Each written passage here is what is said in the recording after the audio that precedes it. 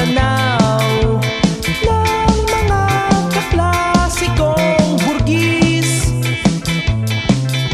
Malaya na ako ngayong gabi dahil uwian na, uwian na, uwian na, uwian na, uwian na, uwian na, uwian na, uwian na, uwian na, uwian na, uwian na, uwian na, uwian na, uwian na, uwian na, uwian na, uwian na, uwian na, uwian na.